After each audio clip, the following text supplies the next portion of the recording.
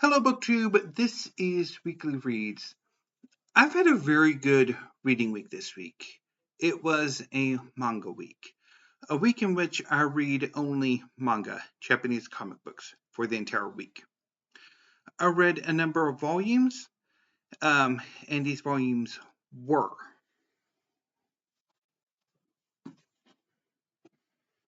Delicious in Dungeon, volumes 4 and 5 by Ryoko Kui.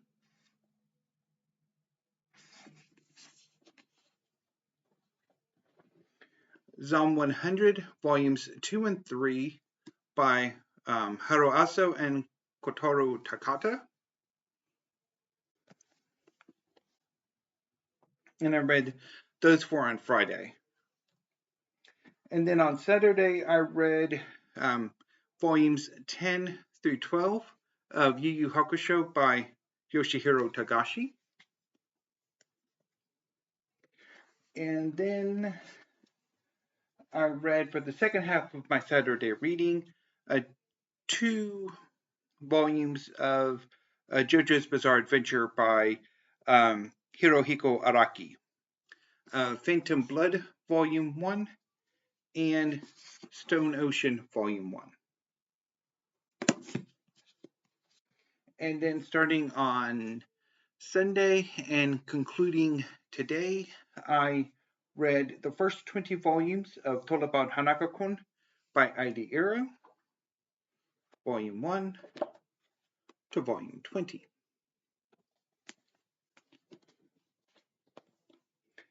And I also read Volume 7 of Choujin X by Sui Ishida. So I'm going to save Told About Hanako-kun for last and talk about the other volumes of manga I read in the order I read them. So let's start with volumes 4 and 5 of Delicious in Dungeon by Ryoko Kui. So Delicious in Dungeon is inspired by role-playing games in which the party of players explore a game space called a dungeon. In the setting, there is a gigantic multi-level underground dungeon in this world that numerous adventurers are exploring, searching to loot it for its treasures and secrets, as well as seeking to defeat the mad magician who rules the dungeon. Leos is a young warrior who is leading a party of adventurers to explore the dungeon. He's joined by his mage sister Fallon, her friend Marceline, who is a elf mage, the half-foot Chilchuck, and 2 other warriors who I am currently blanking on.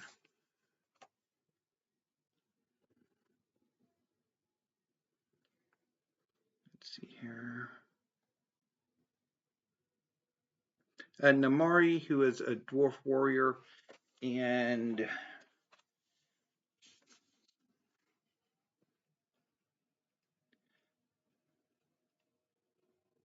the other guy shows up here. Shiro. So during their adventure, the group run into a red dragon, and the red dragon eats Fallon before defeating the other members of the party. When the other surviving members of the party regroup, they don't really have the resources to mount a rescue of Fallon. And Namari and Shuro leave the party, leaving Leos, Marceline, and Chilchuk alone. It's at this point that the trio meet a dwarf named Shinshi, who lives off the dungeon, and he has for years, and he's become quite expert at it. And this ignites Leos's own interest in living off the dungeon. So Shinji joins the party and he becomes basically their guide and their cook.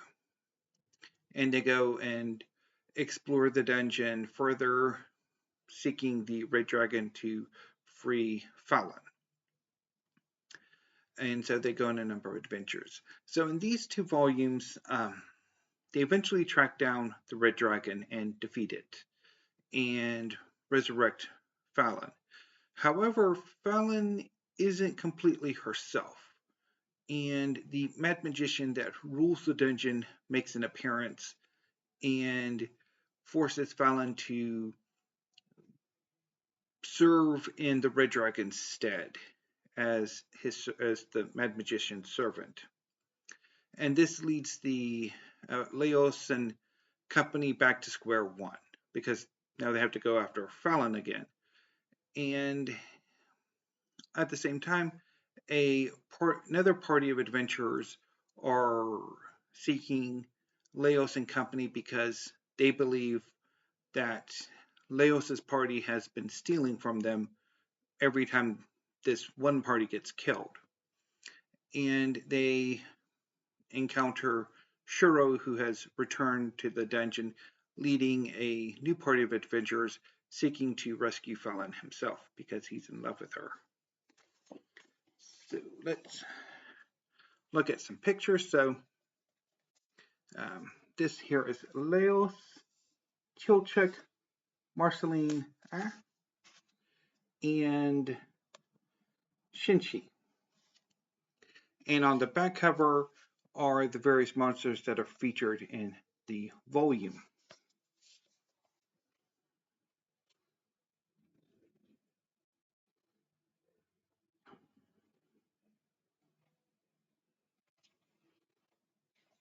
I really like this chapter cover and the next one.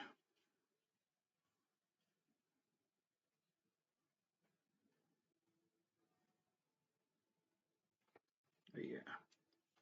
So in every so often once the Leos's party defeat a monster, they cook it. That's the idea of living off the dungeon, is that they eat the things that live in the dungeon, both vegetable and not. And so this is let's cut the Red Dragon cutlets.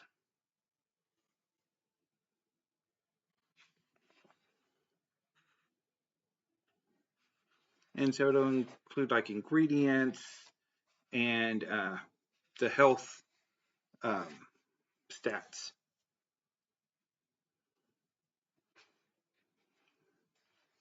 And then there's the Red Dragon itself that attacks this village in the dungeon. And there's Chilchek with the dragon's foot.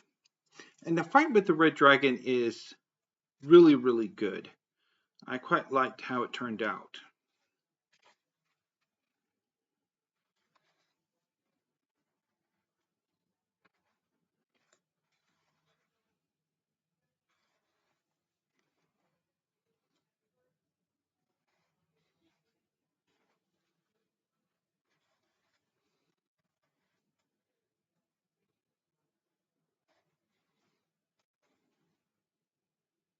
And that was really good too.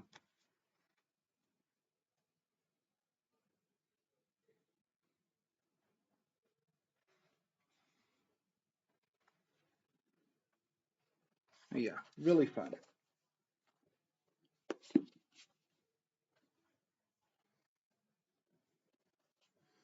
Let me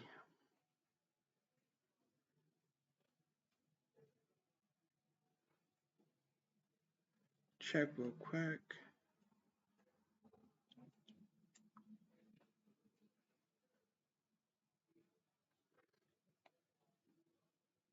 Oh, Shizuka, okay. I keep forgetting her name. Okay, so Zom 100, I read volumes 2 and 3 by Haro Aso and Kotaro Takata. So, Zom 100 is a zombie apocalypse story.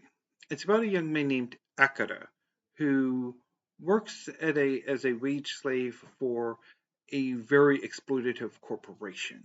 He is, in effect, a real life zombie. And then a zombie apocalypse happens. And Akira takes the opportunity to quit his job and to do the things that he wanted to do. And so he makes a list of 100 things he wants to do before he becomes a zombie. Um, in volume 2, Akira and his friend Kincho are hanging out. Kincho has joined him on his quest to fulfill his 100 things before he becomes a zombie and to create his own. So Akira is playing a video game and he wants to get a big screen TV because that's one of his bucket list items. So Akira and Kincho go to a shopping center to get a big screen TV, and they are trapped by a horde of zombies. And there they meet 3 flight attendants, which is another one of Akira's bucket list goals, to wine and dine a flight attendant, and he and Kincho do so. Unfortunately, the flight attendants become zombies because the other person who was with them had been affected by whatever it is that are creating the zombies. In the second half of the volume, Akira remembers what his childhood dream was, which is to become a superhero. So he and Kincho go to an aquarium to get a shark suit, which will be proof against zombie bites. Although, as Akira learns, not necessarily proof from the pain of getting bitten. It's just proof from being punctured. While they're there, they encounter a group of civilians fleeing from a zombie horde, including a young woman that Akira has had several encounters with, Shizuka, who is very no-nonsense. While they're all hiding in the aquarium, they are then attacked by a shark that ate some zombified swimmers or divers, probably staff at the aquarium, and has subsequently grown legs, or basically the legs of the zombies it ate have basically burst through the stomach and has zombified the shark as well. The third volume sees Akira and Kincho decide to leave Tokyo for Akira's hometown in Gunma, and they're joined by Shizuka, and they're stopped at a truck stop, which has basically become a, I guess, in this refugee trap run by Akira's former boss, who forces Akira to go back to work for him, and he almost succumbs to that sort of wage slave, living zombie mentality before Shizuka breaks him out of it. And it is awesome. I loved these 2 volumes. They were really quite fun because the series, it's both really funny and also very deep. So let's look at some pictures.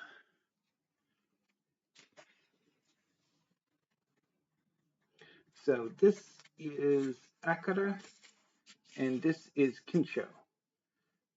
Pretty much that is all his attire. Or less. So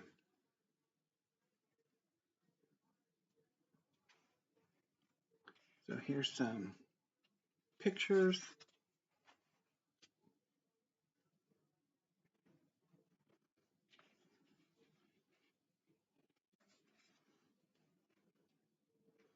Oh yeah. I love the action scenes. They are just so wonderfully drawn.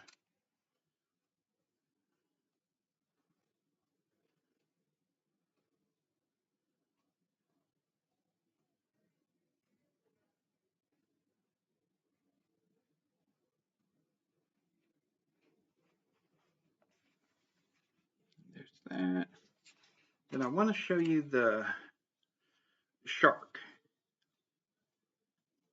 and the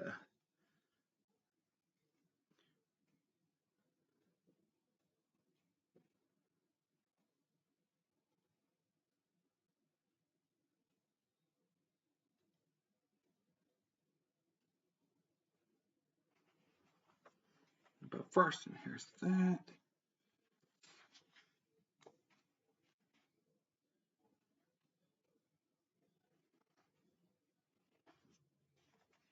Now there's the shark.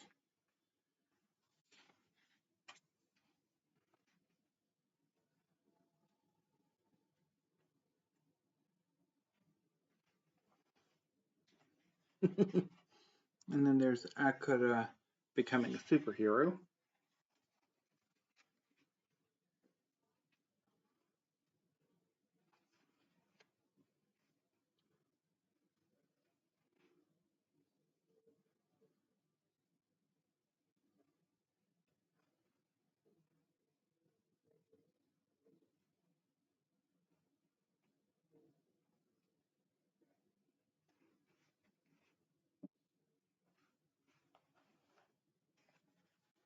There's the shark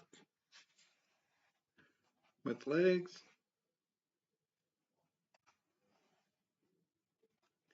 And then shark attacking. And I especially like Kensho's method of distracting said shark. Yeah. There's that.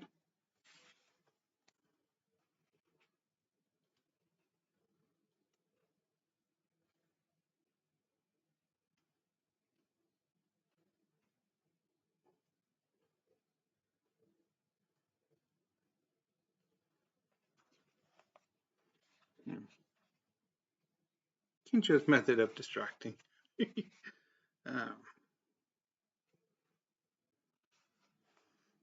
and then Kensho defeating, Akira defeating the shark. So this was really fun.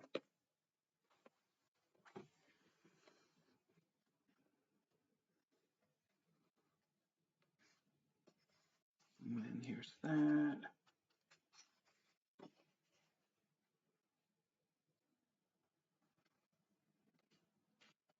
And this guy.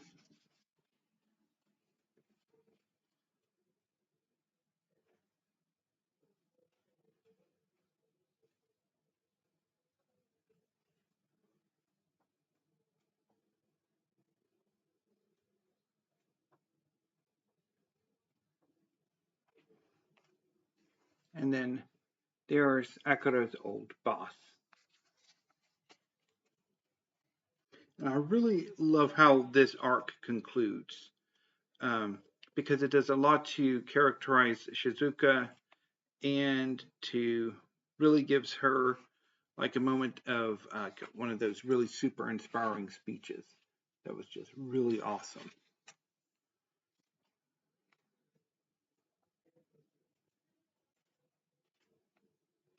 So yeah, really looking forward to reading more Zom 100. And moving on to Saturday and Yu Yu Hakusho. So volumes 10 through 12 continues the Dark Tournament saga in Yu Yu Hakusho.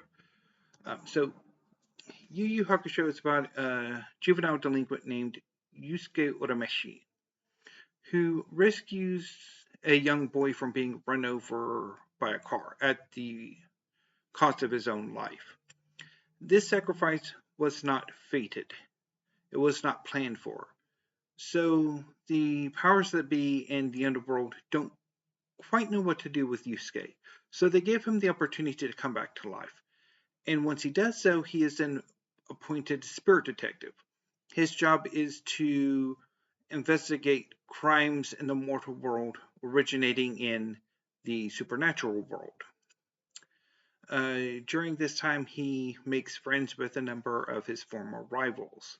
The mortal Kurabara, who is himself a psychic, and the yokai or demons Kurama and Hiei.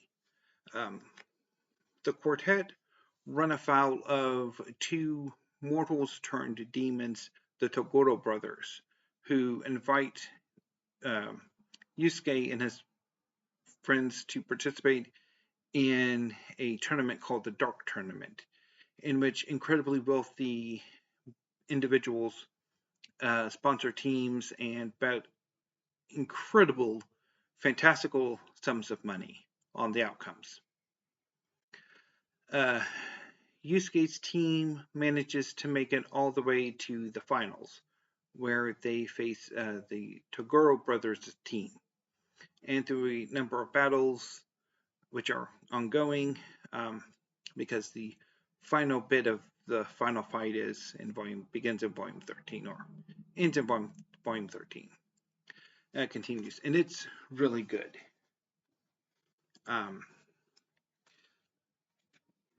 So volume 13 concludes, volume 10 concludes the Team Urumeshi's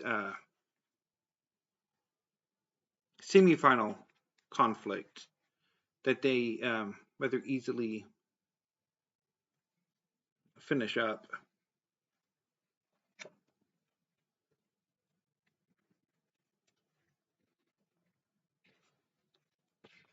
Quite like the chapter covers.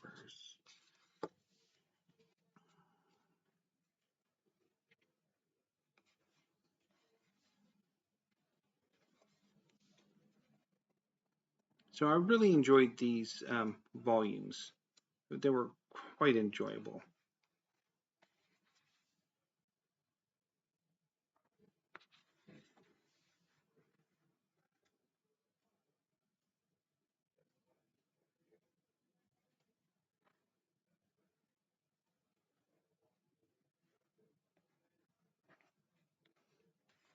And this is the results of the semi-final up to the point where they face the leader.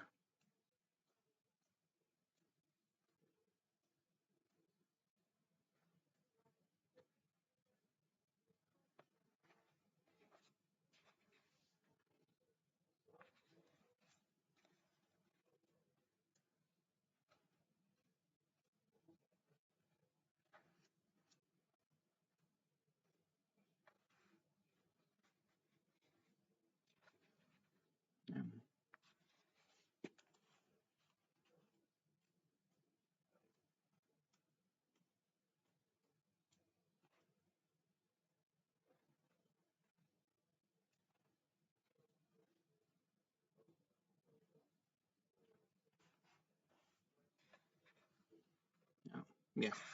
So this was really fun. I'm really looking forward to reading more Yu Yu Hakusho. So moving on to JoJo's Bizarre Adventure by Hirohiko Araki. So JoJo's Bizarre Adventure is a long-running series. It started in 1987 with Phantom Blood and continues to this day. So what Araki does is, within the larger JoJo's Bizarre Adventure, is it's composed of a number of parts. So like Phantom Blood, Stone Ocean, and so each part is itself, while part of a larger series, are themselves basically manga in their own right. So for the first four parts, it was more unified, where the first volume of, say, the second part would pretty much carry the number over from the ending of Phantom Blood. And then that changed with the fifth part. And now each part, I think in Japan, it's subsequently its own numbering. Kind of reinforcing the idea that these are sort of separate manga within, or separate series within a larger series. So JoJo's Bizarre Adventure is about the Joestar family. Back in the late 19th century, with Phantom Blood, Jonathan Joestar is the son of a wealthy businessman who, shortly after Jonathan's birth, was in a carriage accident with his wife, who died. Mr. Joestar was, or Lord Joestar was rescued by a, I'm not sure what to call Dario Brando. He's a bit of a hood, a bit of a crook. But this act of kindness, of rescue, led to an enduring bond between the two men. And when Dario dies, he sends his son Dio to live with the Joestar family. And Mr. Joestar takes Dio in as an adopted son. And Dio sets about to making Jonathan's life a living hell. All the while in the Joestar mansion, there is a strange stone mask. And this mask has the ability to turn those who wear it, once it comes into contact with blood, into a vampire. And so, while this becomes prevalent at the end of this volume, which comprises 1.5 volumes, Dio spends much of his teenage years tormenting Jonathan to no end, and then plans to murder Mr. Joestar as he did his father. And once he's found out, he uses the stone mask to become a vampire. And it is really good. I really enjoyed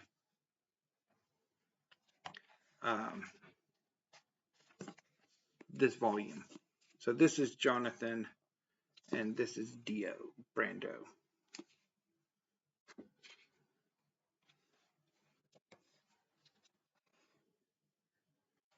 Yeah, so I had quite a lot of fun with this volume.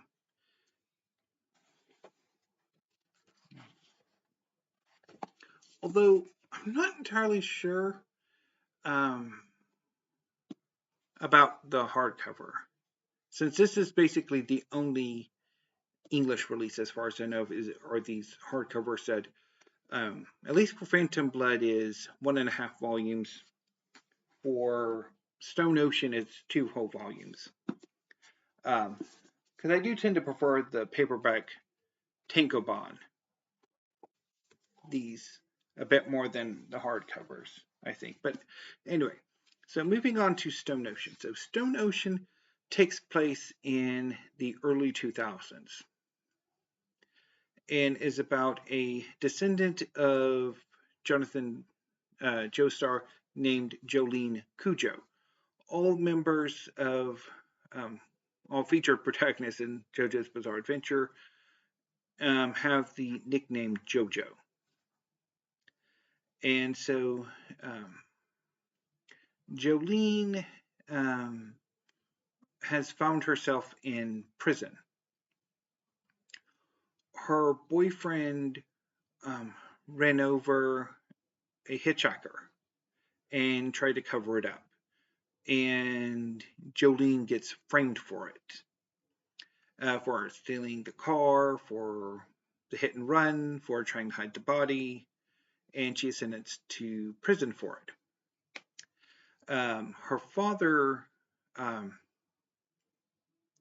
has Jotaro sent her a family heirloom, which is to use if she's ever in danger, which going to prison would be.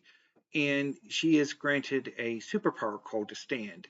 So at some point within the series, the characters begin to develop superpowers called stands, which are represented by sort of odd alien-like beings.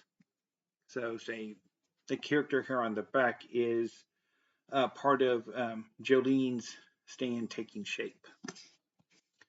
And so Jolene is sent to Green Dolphin Street Prison, where a number of her fellow inmates begin to develop stands, and some of them become her allies, many become her enemies. All the while, she has to escape the machinations of her father's enemies, because her father was the main character of part 3 or part 4. And I really enjoyed this. This was a lot of fun.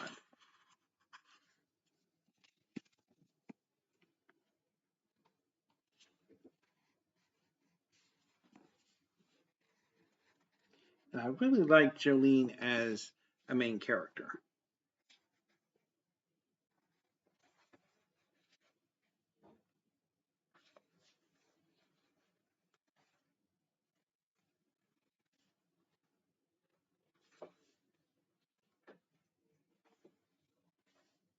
So yeah, I'm really looking forward to uh, picking up more of JoJo's Bizarre Adventure. So moving on to Choujin X, Volume 7 by Sui Ishida. So Choujin X is inspired by American superhero comics. In this alternate world, um, 1 in 1,000 people have superpowers and are called Choujin. Among them is a young man named Tokyo Kurahara, who develops the ability to turn into a vulture-like being. And his friend Asuma also becomes a Choujin. Tokyo is taken in by an organization named Yamato Mori, who train young Choujin to sort of use their powers to not use their powers in a negative way, and for some to sort of become keepers, sort of like a paramilitary police force or response unit. Um, and Tokyo, while initially just wanting to live a regular life, he increasingly desires to become a keeper. And after the events of the 6th volume, where he and his friends are captured by the enemies of Yamato Mori, the Tower of Mourning, and taken to their leader, Zora, who tells them of her prophecy, which seems to be focused on Tokyo. Tokyo leaves Yamato and goes to Iwato and helps with Iwato Mori's problems and becomes a local hero there. And Volume 7 opens 1 year later with Tokyo's, or several years later, with Tokyo's return to Yamato and becoming a much more accomplished Choujin. And he gets involved with an operation to sort of the beginnings of an operation to take down the Tower of Mourning. Meanwhile, the Tower of Mourning's own agenda is taking shape as well. So I quite enjoyed these volumes. This volume was really fun to read. Um,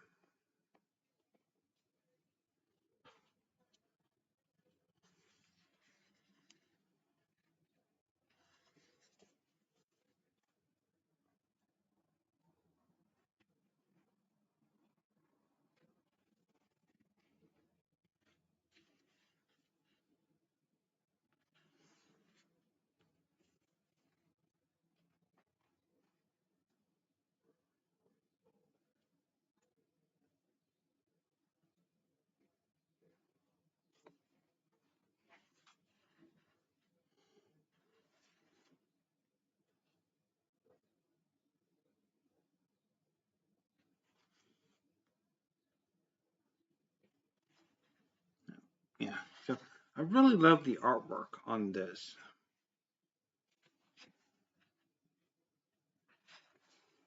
And I'm really looking forward to seeing where um, the series proceeds from here.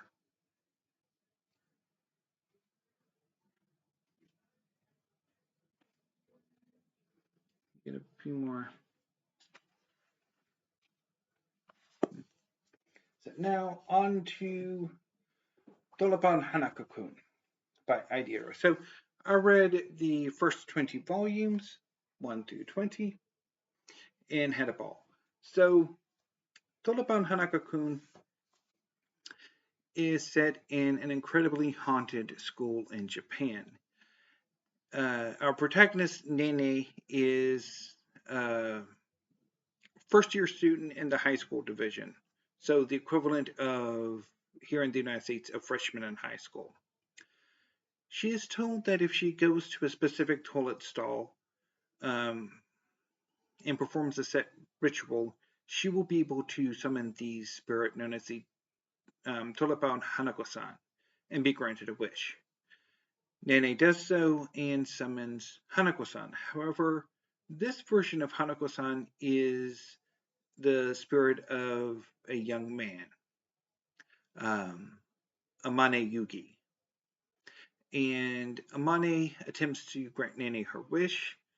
It goes very poorly, and Amane rescues Nene from the consequences of her wish and forces her to become his assistant. Initially, she cleans his bathroom stall, or the girls' restroom where he haunts. And later, she becomes his assistant in his duty of maintaining the proper relationships between the living and the supernatural at the school. There are 7 mysteries, 7 pillars, who maintain sort of the separation between the living world and the underworld, the supernatural world. And Hanako-kun is the 7th mystery, and this gives him a regulatory, supervisory leadership position amongst the other 6 mysteries, as well as the other supernaturals at the school.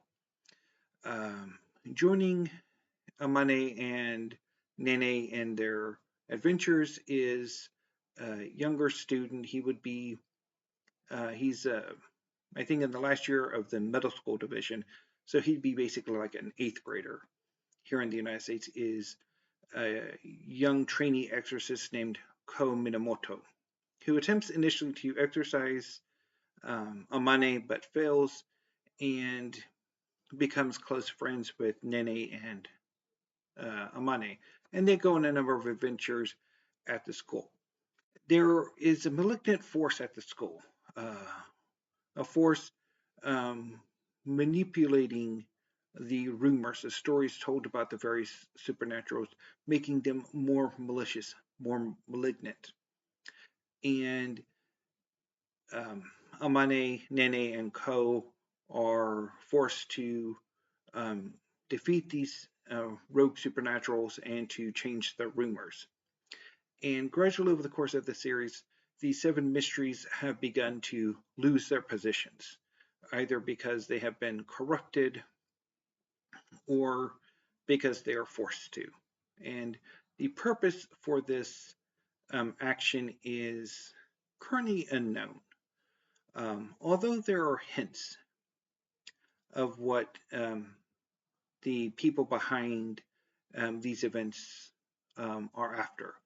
The sort of the source of the false rumors, or of the sort of negative rumors, is the school broadcasting club, which is composed of 2 students, or at least they appear to be students, Sakura and Natsuhiko, who have a similar relationship that Nene and Ko have to Hanako or Amane.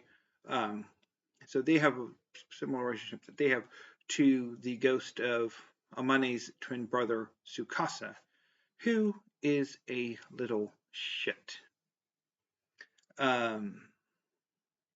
Although Amane has his moments of being a little shit as well. But Tsukasa takes the cake. He is just the worst. Um, and so um, much of the series is devoted to um, Amane and his friends trying to prevent whatever chaos Tsukasa and his friends are up to. Assuming, of course, Amane isn't joining in on the chaos, because some of the adventures that um, Nene and Co have to go on are caused more by Amane than by Tsukasa. Anyway, so yeah, so I read pretty much the whole of the series that's released in English. So I had a lot of fun with it. Um, so some highlights that I wanted to talk about are pretty much it's like every time I read the series, there are moments that just absolutely emotionally destroy me. There's the Mitsuba arc in Volume 4, where Ko meets the ghost of a former classmate of his who died the previous year, and they begin to form a very tight friendship, um, very emotional, tight friendship that is just destroyed by Tsukasa. And the kind of the arc ends with a picture of Ko that is just devastating. And then when a version of Mitsuba returns and the Hell of Mirrors arc, and then just all of the Picture Perfect arc is devastating, particularly Ko and Mitsuba's confrontations. Those are just, but also Amane's actions and the actions of the Fourth School Mystery, the one of the main antagonists of the Picture Perfect arc. And then the Severance arc is just completely devastating.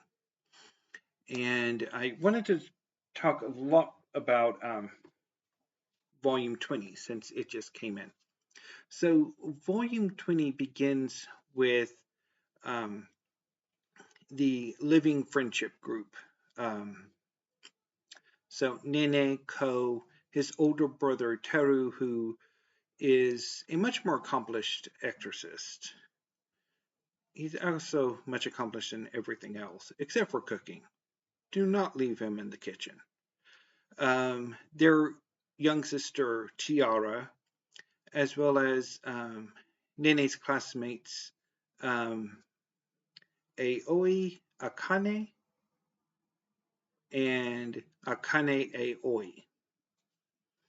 Um, so, um, Aoi Akane is from a line of Kanagi sacrifices, who was sacrificed in the Severance arc, um, and her death is just really devastating. Um, and Akane Aoi is one of the clock keepers, one of the representatives of the first mystery. Basically, what the clock keepers do is so there's two of them are supernatural, the past and the future. And every few years, they will select an incoming student starting in their very first year of the academy, or and appoint that person as sort of the middle clock keeper, the representative of the present, and that uh, clock keeper will keep the position until they graduate and leave, and then the cycle will repeat. And this has bred in Akane a deep hatred of supernaturals to rival that of Teru, who himself is no friend of supernaturals, and his conflict with Ko in many of these arcs are just really interesting. I really like that dynamic. So they're all having a party, a celebration for having survived the severance and bringing Aoi back to life. During this, Mitsuba arrives. He is a supernatural, and one would think incapable of leaving the school, but he can. And he and Ko go on a bit of a date, an excursion in the nightlife arc, where they go to an aquarium, which is much more than it appears to be. And they encounter a number of fish-themed supernaturals, and they have a bit of a competition. And the winner gets to decide the what happens. Mitsuba is a very tragic figure. This particular Mitsuba is an artificial ghost created by Tsukasa for whatever insane reason Tsukasa does anything. And he wants to be a real boy, and he really doesn't, or mortal, and he really obviously does not know how to go about doing it, of becoming human.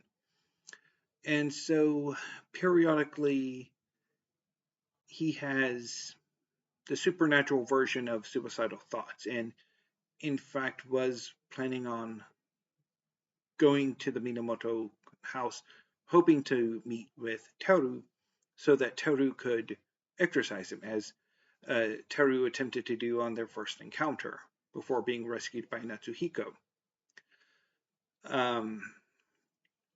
Instead, Ko enters the door, and they end up going on an excursion to this aquarium. Meanwhile, Ko is very determined to still find a way to bring Mitsuba to life, to make him human, or at least more permanent on the living side of things than the supernatural side of things. In failing that, perhaps turning himself into a supernatural. And their storyline is just very impactful. It's really good. I really enjoyed it. Their interaction, the sort of give and take, it was good. And then the volume wraps up with the beginnings of a school festival, which is going to lead to some more shenanigans with the clock keepers, and that was really good as well. So what I'm going to do is show you some pictures from volumes 1, 19, and 20, because I love the artwork in this series. It is just so good. So I want to show you the Misaki stairs.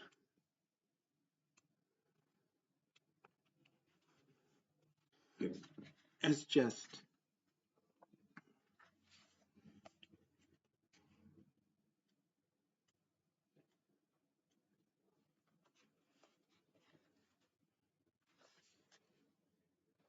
okay.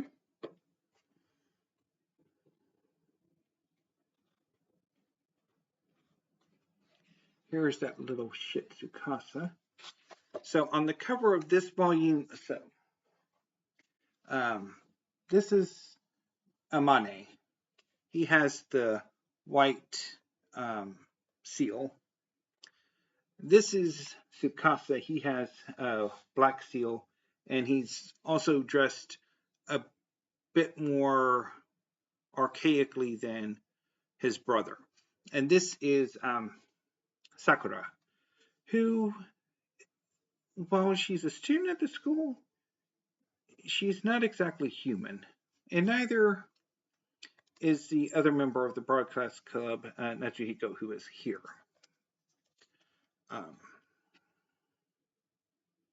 Oh, yeah, and I really love these sort of color chapter covers that are colorized. So let's see here.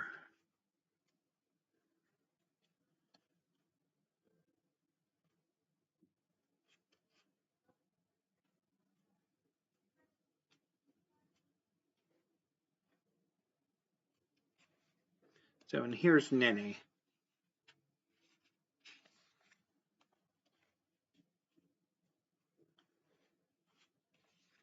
And that's just, I love the artwork in this series. It is amazing.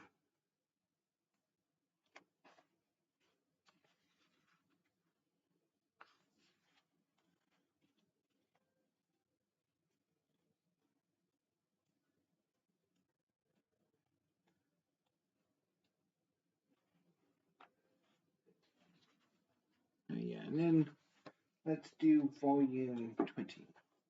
So on the cover of this volume is Ko and Mitsuba. And then on the back is Amane and Nene.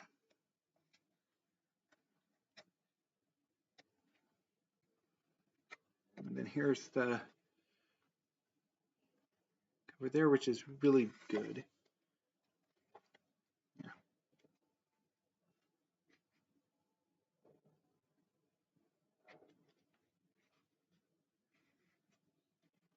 And then like that.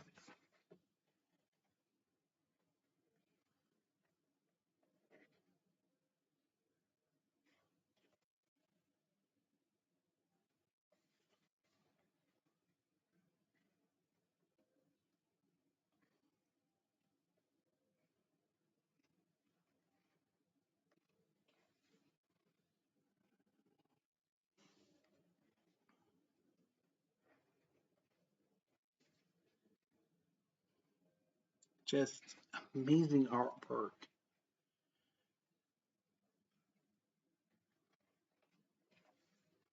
And then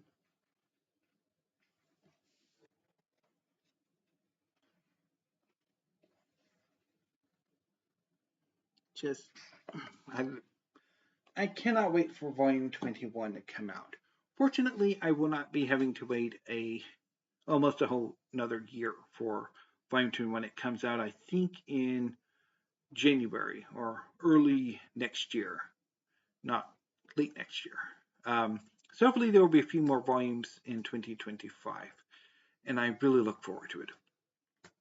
So that was another manga week, and this video again went way over, which I was hoping not to do, but it's what happens when I read a bunch of manga.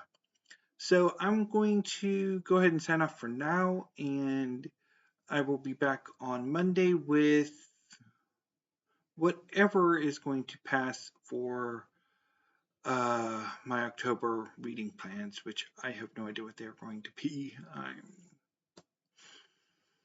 Anyway, I'll figure it out over the weekend, and I'll also mention what I've been reading over the course of the weekend on Monday as well. But I need to go ahead and sign up for now because, yeah, this has gone on way too long. So until I see you next week, thank you, BookTube. Have a great afternoon, evening, and stay safe.